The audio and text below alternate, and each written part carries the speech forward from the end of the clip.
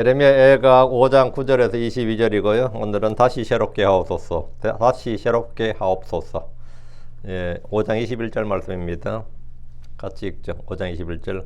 오 주여 우리를 주께로 돌이키소서. 그리하시면 우리가 돌아가리니 우리의 날들을 옛날같이 다시 새롭게 하옵소서. 예. 여러분 오 주여 우리를 주께로 돌이키소서. 돌이키소서. 요거는 21절 돌이키소서. 다음 그리하면 우리가 돌아가리니 우리의 날들을 옛날같이 다시 새롭게 하옵소서. 새롭게 하옵소서. 부흥에 관한 거죠. 부흥의 기도라고 합니다. 흔히 말하는 부흥의 기도. 리바이브 아니면 리뉴. 이건 리뉴라고 나와요. 성경에 이제 리바이브가 나오거나 리뉴가 나올 때 새롭게 하소서, 부흥케 하소서, 뭐 회복하소서 다 같은 적인데요. 오늘은 부흥을 위한 기도입니다. 잠깐 기도합시다.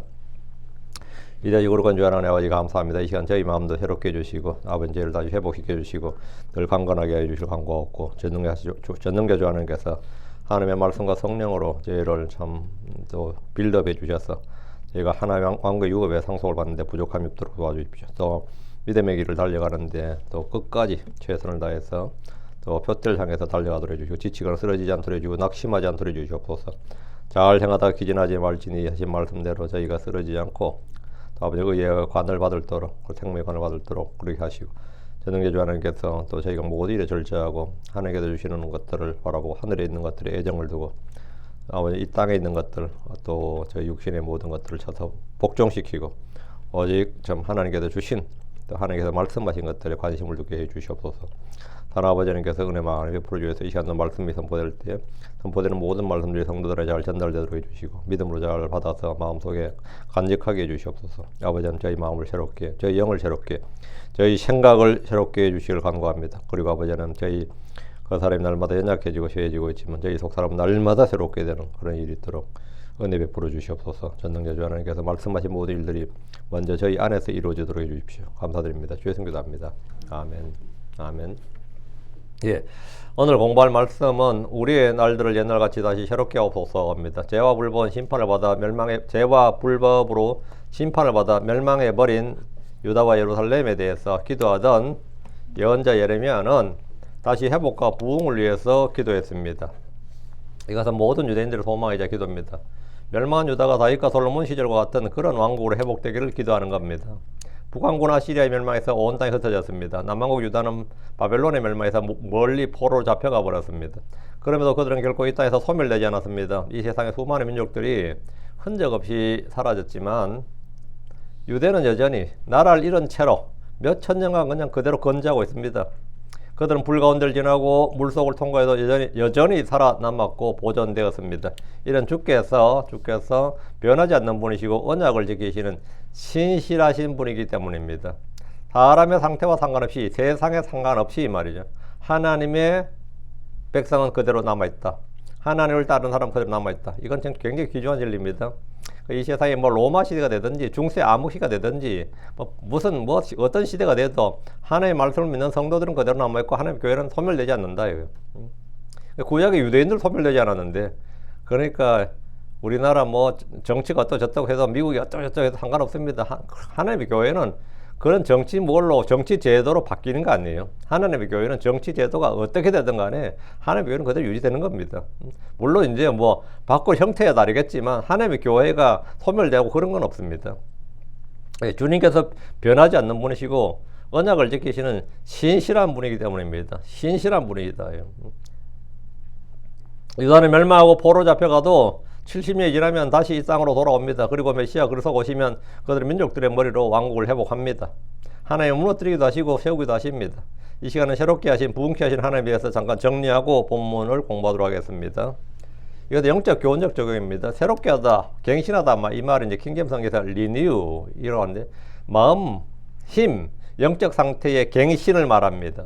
다윗은 죄로 인해 진액이 여름 가뭄으로 변했고 종일토록 신음하였으므로 뼈가 새하였을 때 죄를 자백하고 회개하며 기도했습니다. 시편 51편 10절에 내 안에 깨끗한 마음을 창조하소서 오 하나님이여 또 내 속에 올바른 영을 새롭게 하소서 새롭게 하소서. 그 이전과 같은 깨끗한 마음 올바른 영을 회복하기를 원했습니다. 그는 죄를 지은 후에 쇠약해진 영 더러워진 마음을 다시 회복해 주시도록 기도한 겁니다. 영적 갱신과 부흥과 새롭게 해달라는 거예요. 우리는 참으로 피곤하고 힘든 세상에 살고 있습니다. 교육과 과학과 기술과 문명이 아무리 발전해도 일은 점점 쉬워지고 편해질 줄 알았는데 여러분 그런 생각 안 했었어요? 세탁기 생기면 빨리 할 일이 뭐가 있겠나 싶고 그러지 않았어요? 우리 어릴 때 이 컴퓨터로 프린터 다 뽑으면 필기구가 필요 없는 줄 알았습니다. 그렇죠? 종이도 필요 없는 줄 알고 다 이제 컴퓨터라니까. 근데 종이 더 많이 필요하죠. 컴퓨터 나오기 전하고 컴퓨터 나온 후에 종이 소비량은 10배가 아니라 100배 이상 차이가 나요. 왜? 집집마다 프린터 놓고 집집마다 프린터 해내야 되니까. 전에는 상상도 할 수 없었던 일이 뭡니까? 개인별로 다 프린트를 해내잖아요, 지금은. 예전에 프린트 해낼 일이 없어. 그냥 손으로 타자친 정도였기 때문에 100장만 있으면 되는 일이 지금은 10,000장으로도 부족해요. 그 프린트 해내, 개인마다 프린트 물 줘야 돼 또. 이렇게 되니까 어떻게 되는 거죠? 종이 소비량이 몇백 배 늘어나는 겁니다. 그럼 뭐 다른 것도 다 마찬가지입니다. 모든 게 다 마찬가지예요. 사람들은 더 지치고 어려운 삶을 살고 더 힘든 삶을 삽니다. 문명의 이기를 마음껏 누리는 지금 사람들은 왜 더 피곤한 겁니까? 주님으로부터 힘을 얻지 못하기 때문입니다. 힘을 주시는 하나님으로부터 힘을 얻지 못하면 언제나 피곤합니다. 시편 29편 11절에 주께서 그분의 백성에게 힘을 주시리라. 주께서 그분의 백성을 화평으로 복주시리라. 주께서 그분의 백성에게 힘을 주시리라. 이 힘을 받지 못하면 늘 피곤한 겁니다. 시편 138편 3절에 내가 부르짖은 날에 주께서 내게 대답하셨나이다. 그리고 내 혼에 힘을 주사 나를 강하게 하셨나이다. 내 혼에 힘을 주사. 마음에 주 하나님 없는 사람은 힘의 원천이 없는 사람입니다. 힘의 원천이 없으면 항상 지치고 피곤해요. 항상 지치고 피곤합니다. 우리는 힘을 주시는 분, 나를 강하게 하시는 분이 계십니다. 이사야 4장 31절에 그러나 주를 기다린 자들은 그들의 힘을 새롭게 하리니 그들은 독수리처럼 날개를 펴고 올라갈 것이요 달려도 지치지 않으며 걸어가도 기진하지 아니하리로다. 그 달리고 뭐 걸어가고 하여튼 뭘 하는데 지치거나 기진하지 않는다 이거. 주를 기다린 자들, 주를 바라보는 자들, 주를 신뢰하고 소망하는 자들은 그들의 힘을 새롭게 합니다. 하나님을 의지하는 자들은 영적 육체적 힘을 새롭게 얻습니다. 유다가 바벨론의 포로가 되어서 종살이를 하더라도 주의 구원과 회복을 바라며 하나님을 기다리면 새 힘을 얻습니다. 새 힘을 얻는다. 하나님께서 힘을 주시는 분이다. 이를 위해서 우리는 마음을 새롭게 함으로 변화를 받아야 됩니다. 로마서 12장 2절에 그러나 너희는 이 세상에 동화되지 말고 도리어 너희 생각을 새롭게 함으로 변화를 받으라. 또 에베소 4장 23절에도 또 너희 생각의 영이 새롭게 되라 했는데 우리의 몸은 쉽게 지칩니다. 몇 시간만 일해도 지쳐요. 혼은 불멸이라고 하지만 혼은 쉽게 상처를 받고 약해지고 다치고 기진합니다. 그래서 우리는 끝없이 끊임없이 하나님의 말씀과 성령을 통해서 세상과 구별된 새로운 마음을 가져야 됩니다. 부흥의 핵심은 마음입니다. 내 마음이 새로워지면 내 삶도 가정도 교회도 변화를 받습니다. 우리의 그 사람은 세월 앞에 점점 약해지고 쇠해지지만 우리의 속사람은 날마다 새로워질 수 있습니다. 만물은 낡고 쉬하고 없어지지만 크리스천들의 영, 속사람은 날마다 새로워질 수 있습니다. 날마다 새로워질 수 있습니다. 네. 고난 속에서 오히려 강건해지고 더 새롭게 되는 것이 우리의 속사람, 우리의 영, 우리의 마음입니다. 우리는 옛사람과 그의 행위들을 벗어버리고 새사람을 입었기 때문입니다. 골로새 3장 10절에 그리고 새사람을 입었으니 이 새사람은 그를 창조하신 그분의 형상을 따라 지식에서 새로워진 자니라 하십니다. 현실의 삶이 너무 지치고 낙심되고 고달프다 그러면 하나님의 말씀, 은혜, 회개를 통해서 완전히 다시 힘을 회복하고 크게 성장할 수 있습니다. 영적 부흥을 위해서 기도해야 됩니다. 시편 80편 18절에 그리하시면 우리가 주로부터 물러가지 아니하리이다. 우리를 살리소서. 그리하시면 우리가 주의 이름을 부르리이다. 우리를 살리소서. 이게 revive us. 우리를 다시 회생시키소서. 부흥케 하소서 이 말이에요. 내 혼이 시편 119편 25절에 내 혼이 진토에 붙어싸우니 주께서는 주의 말씀에 따라 나를 살리소서. 이 살리소서 이건 quicken일 겁니다. quicken. 이거는 되살리다 말입니다. 주의 말씀에 따라 나를 되살리소서. 다시 부흥 갱신시켜 주소서 이 말입니다. 시편 기자는 영적 부흥과 소생을 위해서 기도했습니다. 그럼 우리는 이런 기도를 할 수 있고 또 해야 됩니다. 자, 본문입니다. 9절입니다. 본문 9절 이렇게 우리가 광야의 칼로 인하여 우리의 생명의 위험을 무릅써야 우리의 빵을 얻었도다. 자, 바벨론과의 전쟁으로 유다는 식량이 떨어졌고 먹을 것이 없어 자식을 잡아먹는 지경이 되었습니다. 이들은 빵을 얻기 위해서 예루살렘 성 밖으로 나가서 먹을 것을 구해와야 됩니다.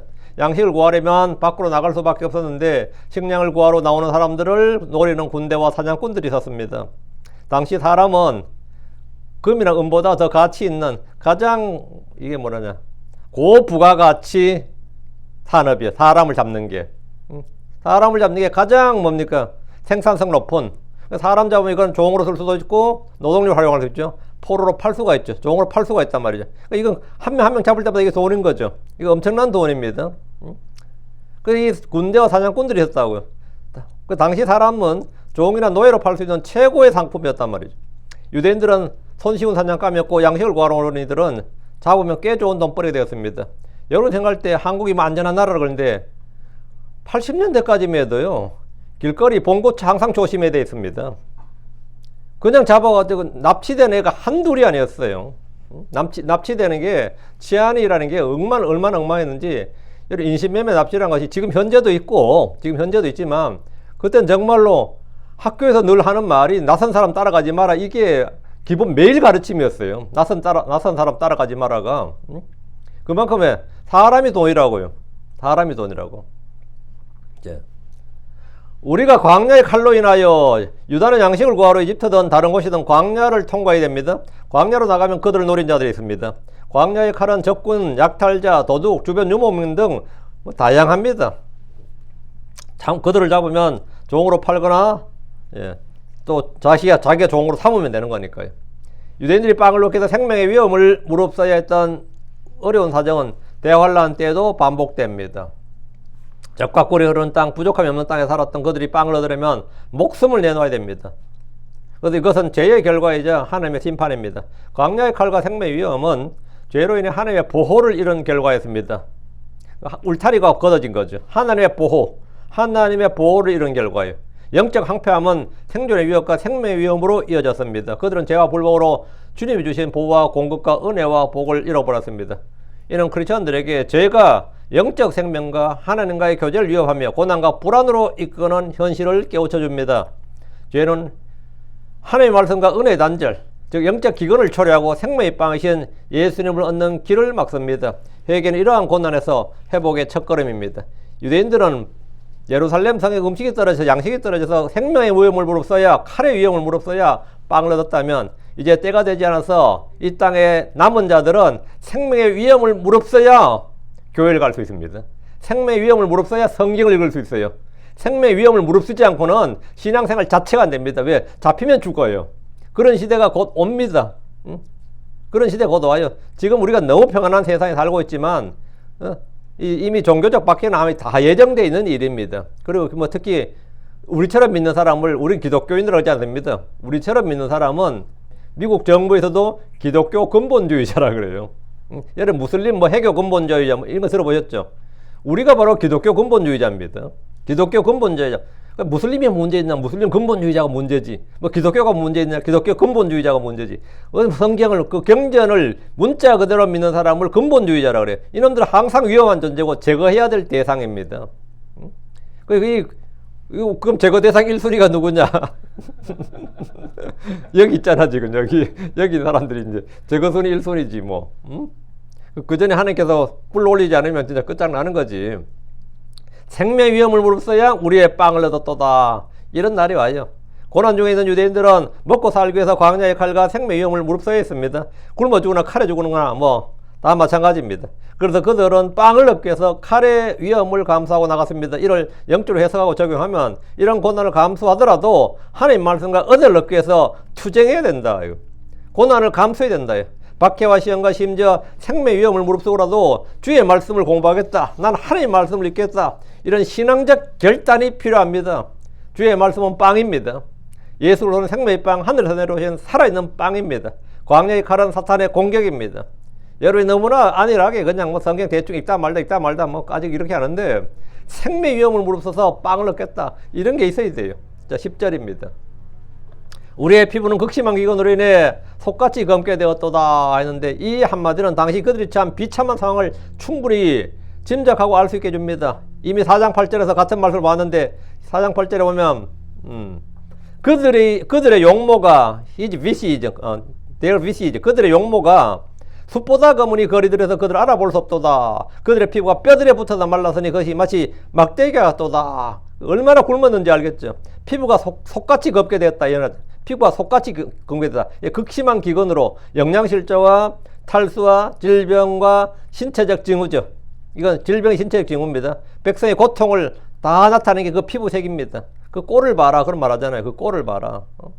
욥기 3장 30절에도 이를 확인할 수 있습니다. 욥기 3장 30절에 내 살같이 내 위에서 검게 되었으며 내 뼈들은 열기로 타올랐도다. 그 욥은 한때는 뭐 기름기가 반질반질하던 사람이었단 말이에요. 잘 살았잖아요. 그러다가 이제 완전히 망해가지고 내 살같이 내 위에서 검게 되었으며 내 뼈들은 열기로 타올랐다. 이런 현상은 빵의 부족뿐만 아니라 죄로 인한 혼의 고통과 영의 괴로움으로 나타납니다. 유다의 기간은 표면적으로 전쟁 때문이지만 근본 원인은 그들의 우상 숭배와 불순종과 주님과 그분의 말씀을 버린 데 있습니다. 하나님은 그들의 많은 범죄와 회개하지 않는 마음 때문에 심판하셨습니다. 이는 신명기 28장 47절 48절의 저주가 율법의 저주가 문자 그대로 그들 위에 임한 겁니다.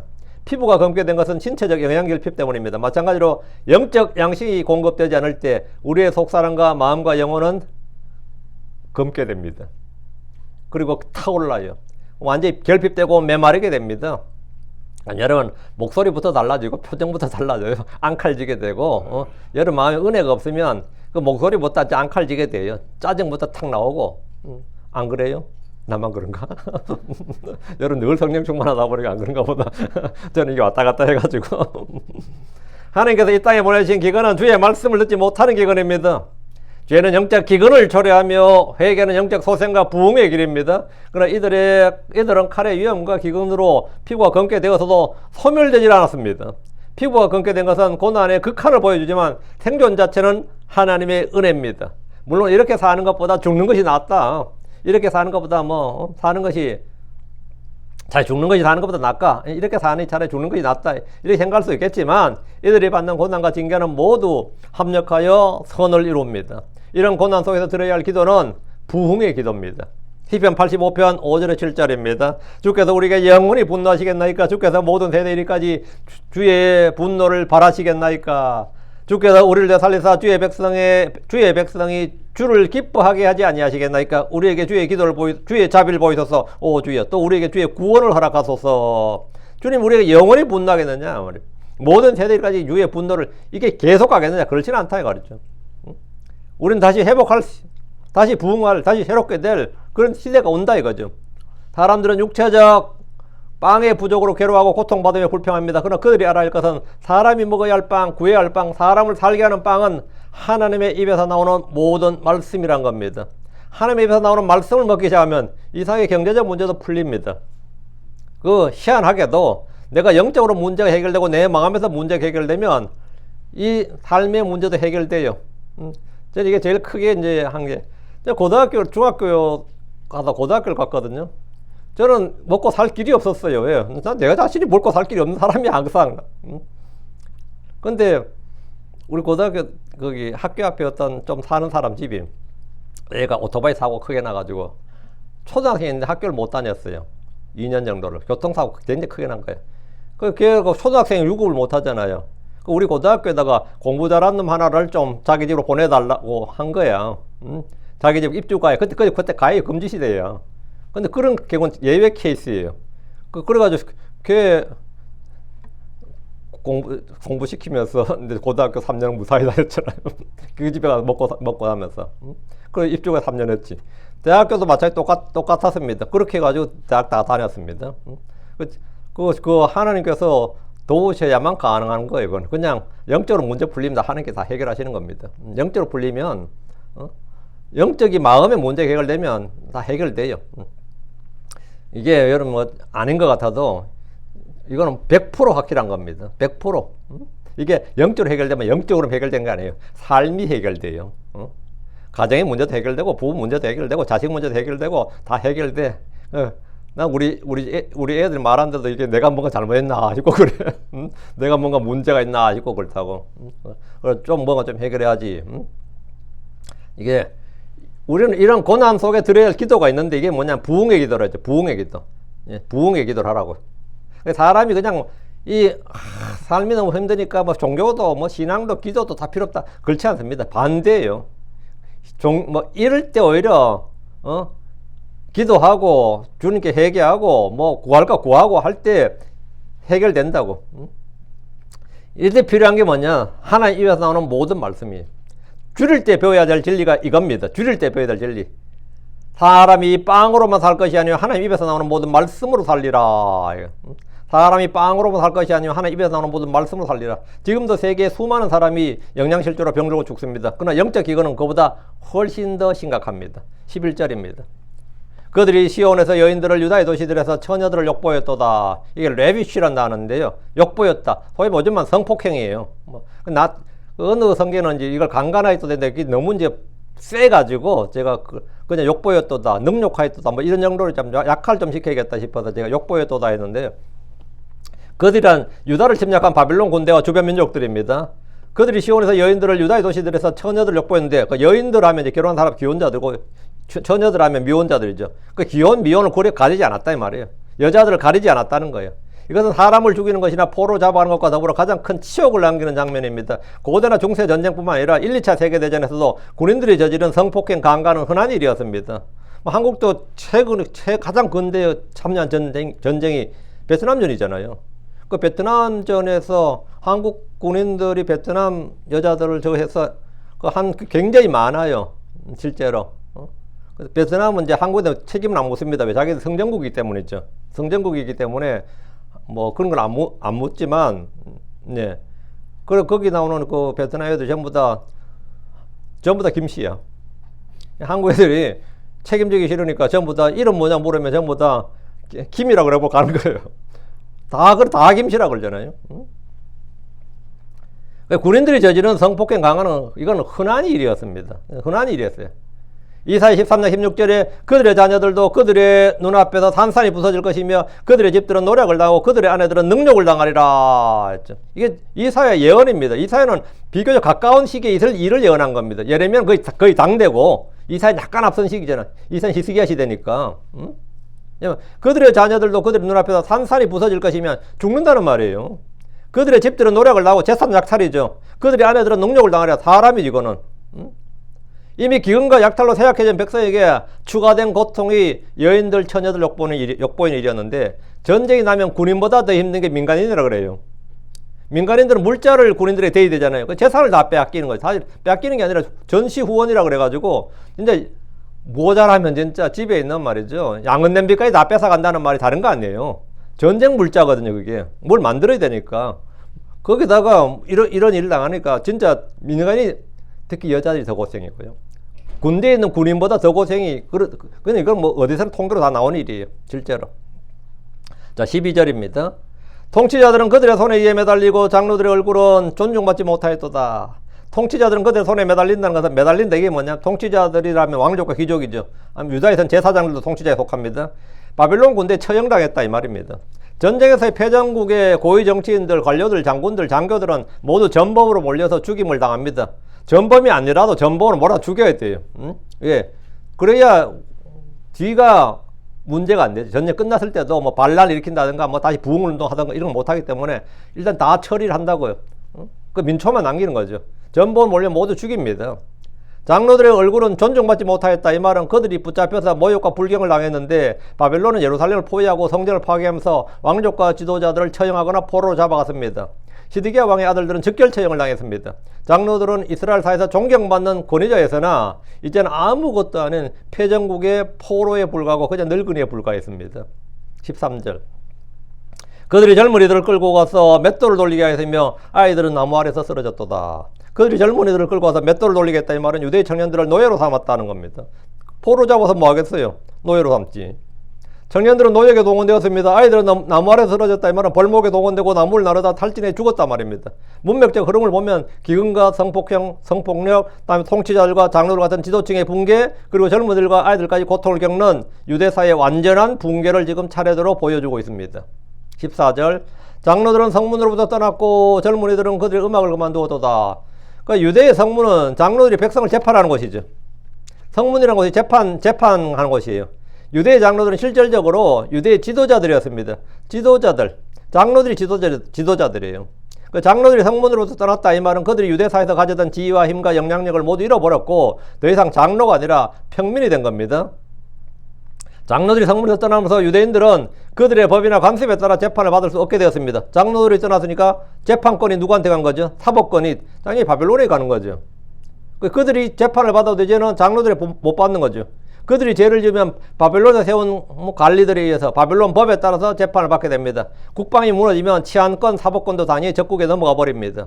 주의 법에 따라 살던 유대 사회의 완전한 붕괴를 표현하는 말이 장로들이 성문으로부터 떠났다 합니다. 장로들이 성문으로부터 떠났다.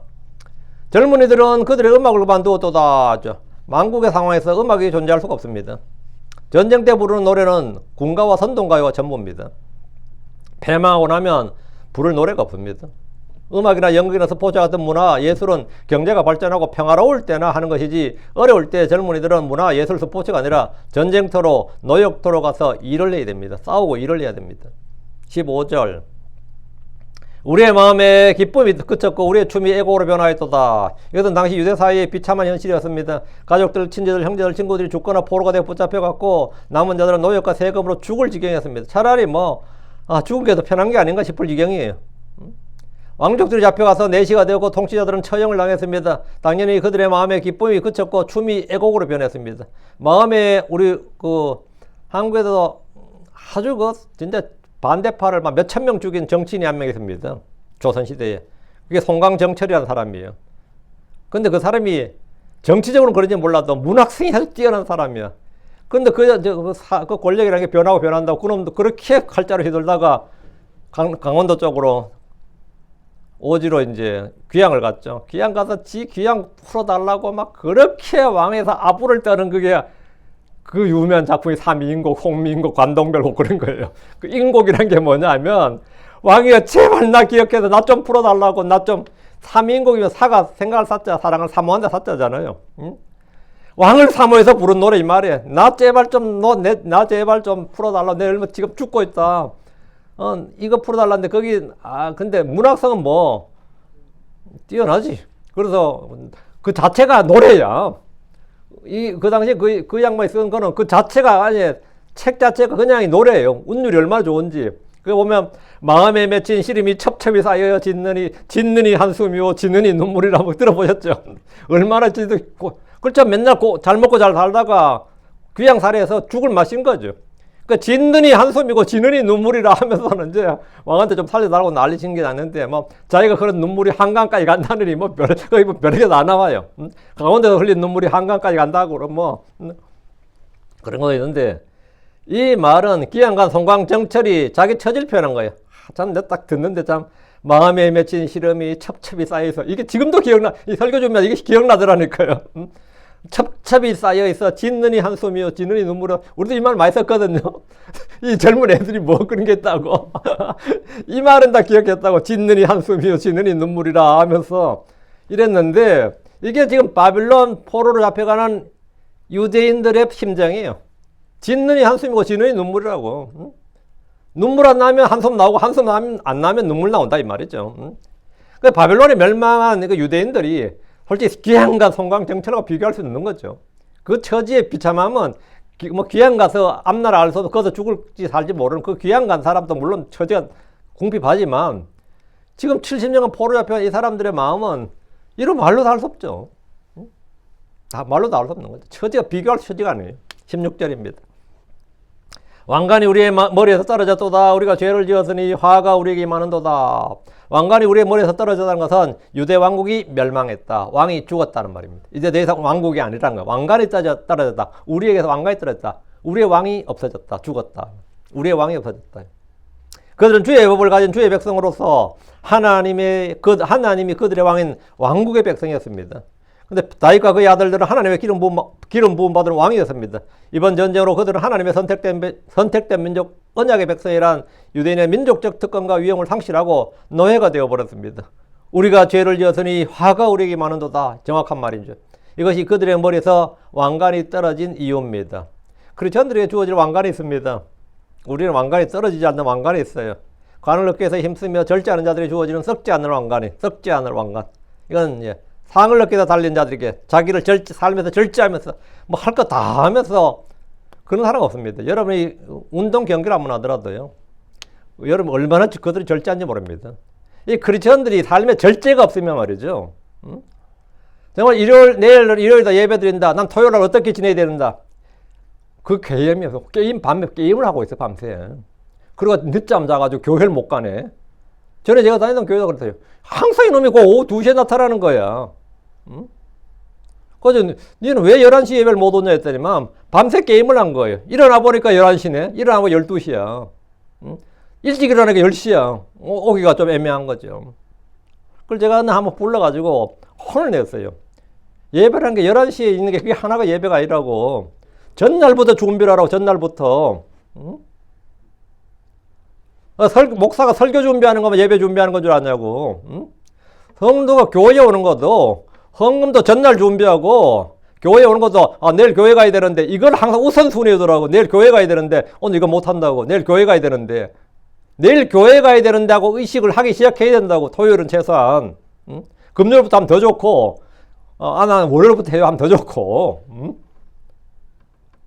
뭔 예배를 준비를 안 하고 교회를 그냥 들렁들렁 그냥 방문객이 뭐 하듯이 지나가다 오듯이 오냐고. 응? 그럼 지금 뭐 하는지 모르겠네. 응? 예배라는 게 그런 겁니다. 삶에 절제가 있어야 돼요. 절제가. 그래, 그게 썩지 않는 왕관을 얻는 겁니다. 주의 재림을 삼아야 의롭게 사는 사람들 중에 의의 왕관이고요. 고난을 견디면 믿음으로 사는 자들이 주어진 게 생명의 왕관이고, 양떼를 돌보는 목자들이 주어지는 영광의 왕관이 있고, 혼을 구원한 자들이 주는 기쁨의 왕관이 있습니다. 이게 성도들이 주는 왕관이, 이 킹제임스 성경에서 왕관이라는 단어가 이 헬라에, 우리가 개역 성경에서 이제 헬라에서 나오는 스테파노스라고 하죠. 우리가 스테반 있잖아요. 스테반이 그 멸류관이라는 뜻이라 그러잖아요. 그 스테파노스인데, 승리자 월계가, 그 당시에 바울 사도 시대에는 올림픽이 있었어요. 바울 사도 시대에. 그 올림픽 우승자에게 주는 게 월계관이죠. 그게 스테파노스인데, 여기서 배경은 이거라고 봐요, 보통. 근데 우리는 월계관은 게 그냥 크라운이죠. 그 세속적인 왕의 왕관과 좀 구별되는데 우리는 머리에서 이런 관들이 떨어지지 않도록 수고해야 됩니다. 구원을 잃어버리지 않지만 보상은 잃어버릴 수 있습니다. 우리는 은혜로 받은 구원을 잃지 않더라도 주께서 주시는 보상과 유혹과 왕관은 얼마든지 잃어버릴 수가 있습니다. 17절. 이로 인해 우리의 마음이 기진하였고 이러한 일들로 우리의 눈이 흐려졌기 때문이로다. 우리의 마음을 새롭게 하는 것은 주의 영입니다. 주의 말씀입니다. 주의 은혜입니다. 우리가 주를 알 때, 주를 신뢰할 때 마음은 새 힘을 얻습니다. 주를 사랑하고 주의 법을 지킬 때 마음은 소생합니다. 회개할 때, 주를 앙망할 때 새 힘을 얻습니다. 우리는 환난을 당할 때 낙심하지 말아야 됩니다. 주의 일을 할 때 낙심하지 말아야 된다. 기드온의 군대는 적들을 추격하다가 기진했습니다. 우리는 잘 행하는 가운데 지치는 경우가 있습니다.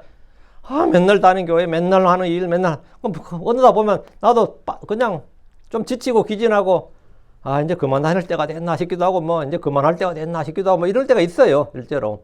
기진한다고. 잘 행하다가 기진하지 말지니, 지치지 말라고요. 네, 우리가 낙심하지 않는 것은 정하신 때에 거두게 됩니다. 갈라디아 6장 9절에 그리고 우리가 잘 행하는 가운데 지치지 말아야 하나니 이는 만일 우리가 기진하지 않으면 정하신 때에 거둘 것이기 때문이니라. 우리는 이 세상에서 어떤 일로 낙심하지 않는 것은 속사람이 날마다 새로워지기 때문입니다. 고린도서 4장 16절에 이런 까닭에 우리가 낙심하지 아니하노니 도리어 우리의 겉사람 썩 없어질지라도 그러면서 속사람은 날마다 새로워지는도다. 속사람은 날마다 새로워지는도다.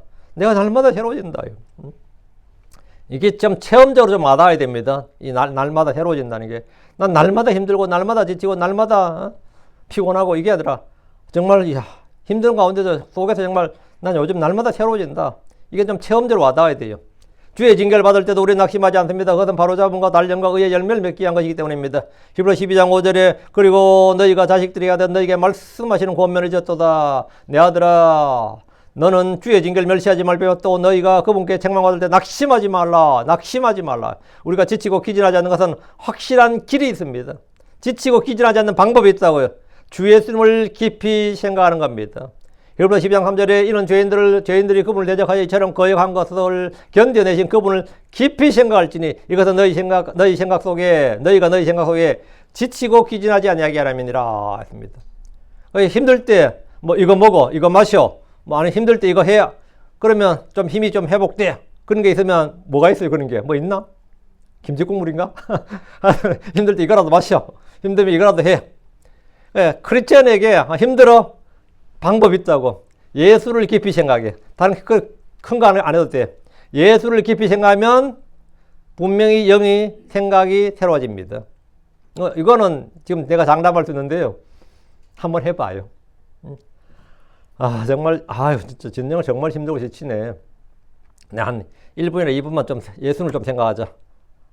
이거는 그래 돈 드는 거 아닙니다. 뭐 그렇게 뭐 육체적 노동도 필요치 않고요. 잠깐 앉아서 잠깐 포즈, 잠깐 쉬어. 잠깐 쉼을 가지면서 예수를 좀 생각해보자. 예수님을 좀 생각해보자. 예수님 하신 말씀을 생각하든지, 예수님 하신 일을 생각하든지, 뭐 예수님 약속을 생각하든지. 여름에 뭐 가만히 있다가 갑자기 막 여름에 막 힘이 나서 막 솟아나서 막 하면 제가 미쳤나, 아니면 다 쓰는 표현이 뭐죠? 약 먹었나, 그런 표현 쓰죠. 저 약 먹었나.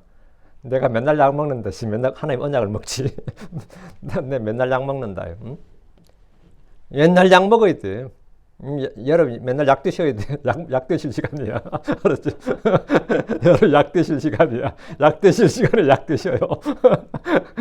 약 먹을 시간에 빼먹지 말고 좀 약 먹어요. 구약, 신약, 언약 골고루 먹어. 약 좀 드세요. 알았죠?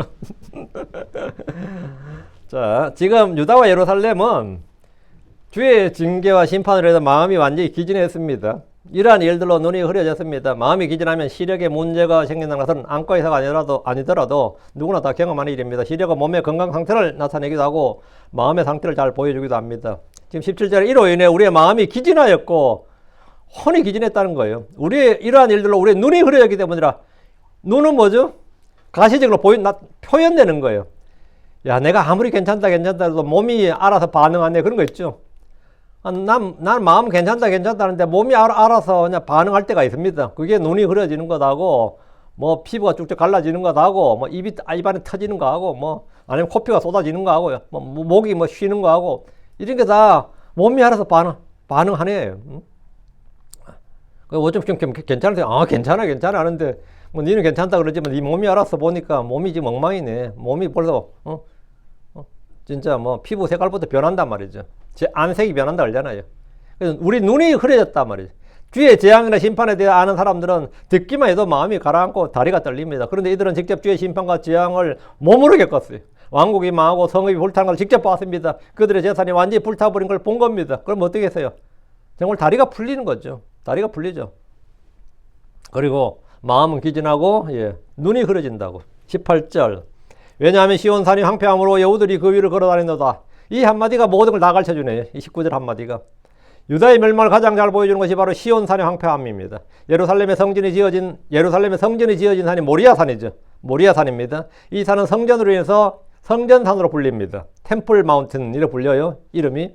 성전과 왕궁이 있던 그 산이 주된 공격의 대상이 되었고 모두 불타버리면서 시온산이 황폐하게 되었습니다. 시온산이 황폐하게 되었다는 말은 그냥 다 불타서 건물이 없어졌다는 것뿐만 아니죠. 그게 뭐냐면 사람도 다 없어졌단 말이죠. 사람이 다 없어지면 거기 누가 오죠? 짐승이 오는 거죠. 거기도 이제 여우가 슬슬 나타나는 거죠. 여우가 나타나서 여우가 뭐라? 그 일을 걸어다닌도다. 이 말은 뭐예요? 시온산이 완전히 끝장났다. 그러니까 예루살렘이 완전히 끝장났다. 그리고 사람도 없어졌다. 이 한마디가 여우들이 그 위를 걸어다닌도다. 그 말이 그 말입니다. 바로. 이 한마디가 모든 걸 표현해 주는 겁니다. 모든 걸 다 표현해 주는 것 같아요. 상징적인 한마디죠. 그러니까 예루살렘에 여우들이 막 출몰한 장면을 사진으로 딱 찍어서 보여주면 온 세상이 그걸 딱 보면 예루살렘 끝장났구나 하는 걸 그냥 한눈에 말이 필요치 않는 겁니다. 유다의 몰락, 유다의 황폐함을 가장 잘 보여주는 상징적인 한 장면이에요. 조상 때부터 지은 죄와 불법으로 인한 것이었습니다. 수많은 재앙들 가운데 주의 집으로 믿고 찬양과 경배를 드리고 희생 헌물을 드렸던 시온산의 황폐함은 유다가 이제 완전히 끝장났구나 이런 생각이 드는 그런 장면이에요. 하나님의 백성으로서 하나님의 저소요 하나님이 계신 곳으로 거룩히 구별되는 시온산에 여우들이 그 위를 걸어다니고 있습니다. 성전이나 왕궁이 있던 곳에 제사장들, 통치자들, 백성이 아니라 여우들이 걸어다니는 장면을 한 장의 사진으로 찍으면 유다의 멸망을 보여주는 작품성 있는 작품이 될 겁니다. 짐승들은 사람이 없는 곳을 자기들의 새로운 터전으로 삼습니다. 시온산을 걷는 여우들의 모습은 뭐 서울 시내나 뉴욕 시내로 활보한 늑대들이 자기들 처소를 마련한 것이나 마찬가지입니다. 19절. 주께서는 오 주여 영원토록 계시오며 주의 왕자는 대대 일어나이다. 주 하나님은 영원하신 분입니다. 그분의 세대는 끝이 없습니다. 유다의 왕국이 망했고 시온산의 여우들이 거느려도 주의 왕자는 대대 이럽니다. 세상은 변합니다. 하늘과 땅은 없어집니다. 북왕국 이스라엘도 망했고 유다 왕국도 망했지만 주의 왕자는 대대 이럽니다. 하나님이 신실하십니다. 그분은 영원불변입니다. 뭐 유다가 망하든 뭐 교회가 뭐 지상에서 뭐 거의 다 사라지든 간에 하나님의 신실하시면 그대로 신실해요. 그래서 하나님은 다 모든 걸 새롭게 하실 수 있고 또 부흥하게 하실 수 있고 다 하실 수 있는 겁니다. 주의 왕자가 대대 이룬다는 것은 그분의 통치는 계속된다는 겁니다. 내가 실패한 것이 하나님의 실패가 아닙니다. 내가 죽는다고 하나님이 죽는 것이 아닙니다.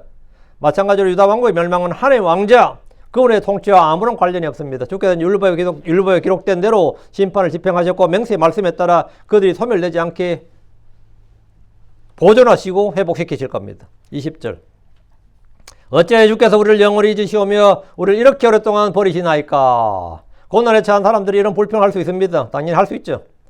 유다와 예루살렘은 주께서 자기들을 영원히 지으셨다고 생각할 수 있습니다. 사람들은 자기 입장에서 자기 생각대로 주님을 생각하고 판단합니다. 하나님은 사람이 아니고 하나님의 생각은 사람의 생각이 아닙니다. 주님은 그들을 잊으신 적이 없습니다. 오랫동안 버리신 것이 아니라 잠시 동안 진노하셨고 아주 잠시 동안 그들을 버리셨습니다. 아주 잠시 동안 70년이요. 20절 말씀의 정확한 본문의 의미는 주께서 우리를 잊으실 리가 없고 오랫동안 버리실 리가 없다는 말입니다. 21절 주께서는 우리를 주께로 돌이키소서. 오 주여 그리하시면 우리가 돌이켜지리니 우리의 날들을 옛날같이 다시 새롭게 하옵소서. 주께서는 우리를 주께로 돌이키소서. 이 말은 이방인의 포로의 종이 된 우리를 이방 땅에서 다시 주의 백성, 언약의 백성으로 회복해 달라는 거예요. 그리고 다시 이 땅에 와서 살게 달라는 겁니다. 포로가 돼서 먼 이방 땅으로 끌려가지만 다시 약속의 땅으로 우리를 돌이켜 달라는 겁니다. 전에 이집트에서 구출해서 이 땅으로 데려오셨듯이 바벨론으로 끌려간 우리를 다시 이 땅으로 데려와 달라는 거예요. 주님 이 땅에 70년의 안식을 주시고 그들 이곳으로 다시 데려오시겠다고 말씀하셨습니다. 오 주여 그리하시면 우리가 돌이켜지리니 주님이 돌이켜주시면 우리는 다시 이 땅으로 돌아온다고요. 주께서 돌이키시면 당연히 이스라엘은 그들의 땅으로 돌아오게 됩니다. 이것은 고레스가 왕이 되어 내린 칙령을 통해 하게 됩니다. 유대인들은 1, 2, 3차에 걸쳐서 다시 유대로 돌아왔습니다. 이것은 그들이 독립운동에 성공을 했거나 끈질긴 저항을 했기 때문이 아닙니다. 참 독립운동가들한테 미안한 말이지만 유대도 독립운동가들이 많았어요. 로마 시대도 마찬가지고 그들은 민족의 저항을 일으켰지 독립을 준 적이 없습니다. 막 그 바벨론에 저항을 했다든가 뭐 로마 군대 저항했던 독립군들 있죠. 그거는 민족주의 입장에서는 엄청나게 뭐 진짜 포상을 주고 훈장을 줘야 될 사람들인지 몰라도 그거는 그들의 이 민초들 입장에서는 그들에게 피해만 줬어요. 실제로. 어느 나라는 그렇습니다. 위구르족이 지금 중국에 독립하려고 엄청나게 막 분신자살한 사람이 몇백 명이고 막 그렇습니다. 그리고 뭐 티베트 족속들 그 승려들 있죠. 줄지어서 막 그냥 전 세계에 보여주려고 막 20몇 명이 막 한 번에 분신자살하고 그런 적도 있습니다. 그것도 줄 쫙 서가지고. 그러면 티베트이 독립할 것 같아요? 어린 반푼이도 없습니다. 그들의 아무리 가열찬 독립운동도 중국으로부터 절대 독립을 못합니다. 티벳이 무슨 수로 중국에서 독립해요? 어떻게 하면 독립할 것 같아요? 중국 망해야 독립하는 겁니다. 중국을 망하는 외부의 힘이 들어가야 돼요. 내부가 망하지 외부 힘이. 절대로 티벳 독립운동까지 독립 못해요. 그럼 티벳 사람들만 죽어나는 겁니다. 위구르 족속도 마찬가지고 다 마찬가지입니다. 어느 나라나. 그들이 막 독립운동한다고 독립될 것 같으면 뭐 독립운동 안 하는 사람 누가 있어요? 물론 독립운동 하는 사람 정신에 고결하지. 그렇지만 그런 걸 하는 사람 우리가 이 독립 이렇게 했어. 다 그 소리입니다. 그런 거 없습니다. 한국도 마찬가지예요. 절대로 그렇게 되지 않습니다. 일본이 망해야 한국이 독립하는 거지. 그거 똑같은 겁니다. 그 이스라엘도 마찬가지였고요. 어떻게 돌아오느냐고요. 독립운동에서 돌아오는 거 아니에요. 가열찬 독립으로 돌아오는 게 아니라 하나님이 우리를 돌이켜 주셨나. 주께서 우리를 주께로 돌이키소서. 이게 돼야 된다. 주께서 우리를 주께로 돌이키소서. 그 역사의 주관자는 누구다? 하나님이에요. 이건 어느 민족이나 다 마찬가지입니다. 이 세상 역사의 주관자는 정말 하나님입니다. 이 역사의 주관자는. 그래서 그들을 돌이켜서 돌아와서 뭐 성전 짓고 성벽 재건하고 예루살렘을 다시 건축했습니다. 하나님은 고난과 시험을 받았던 욥을 다시 돌이켜 주셨습니다. 하나님 처음부터 나중을 2배로 복을 주셨습니다. 이것은 이스라엘에 주신 바로 교훈이죠.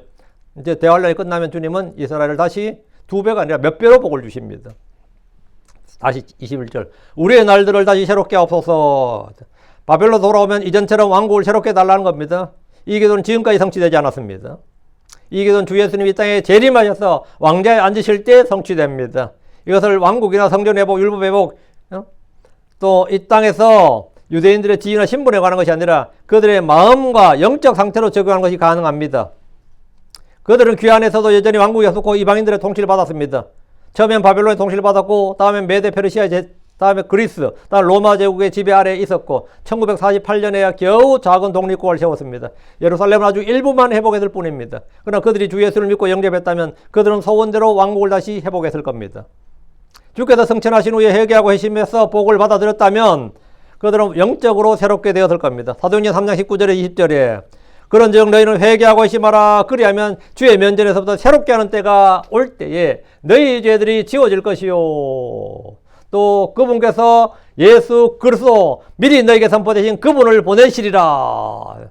주님께서 예수 그리스도 미리 너희에게 선포되신 그분, 구약 성경에 미리 선포된 그분을 너희에게 보내신다잖아요.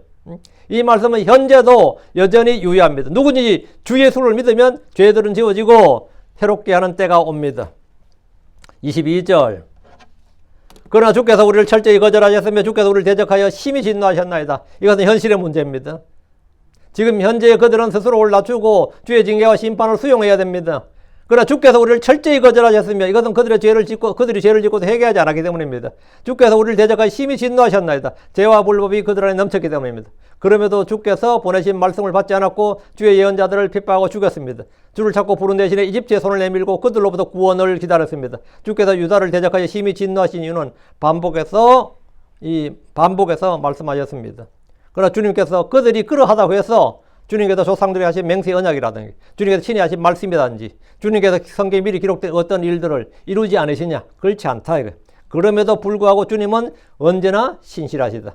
성경에서는요 어떤 사람의 신실함을 말하잖아요. 뭐 모세도 신실했고 다니엘도 신실했고 욥도 신실했고 다윗도 신실했고 신실한 사람 같지만 사실은 그들의 어떤가 상관없이 하나님이 언제나 그들에게 뭐했다?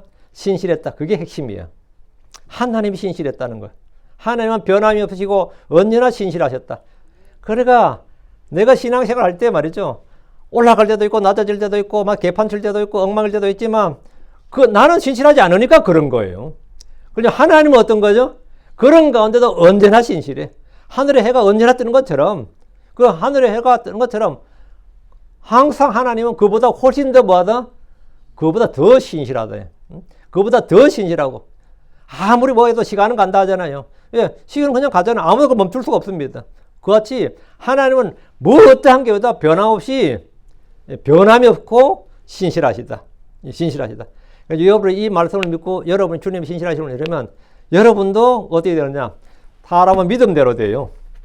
하나님이 어떠하시는 믿으면 여러분도 그렇게 되면 내가 아주 변조처럼 아침 저녁으로 조변 섞여 있던 사람인데 내가 자꾸 주님의 신실함을 믿고 주님의 신실함을 듣고 주님의 신실함에서 이야기하고 자꾸 이러다 보니까 나도 언제 보니까 좀 진중해지고 신실해진다고. 사람이 희한해요. 그렇게 팔랑기고 촐랑대고 깐죽이고 하던 사람도 그냥 언제부터 페이스풀해 사람이. 페이스풀해. 안 그런 것 같아요? 갖다 뭐 말해봐 소용없고 해봐. 그냥 한번 여러분 믿어봐요. 믿어보면 체험하게 됩니다. 믿어보면 체험하게 돼요. 그럼 여러분은 말씀은 진실로 과연 진실로 그러하였도다. 여러분이 다시 증인이 되는 겁니다. 다른 거 그게 여러분이 증인이 되는 거예요.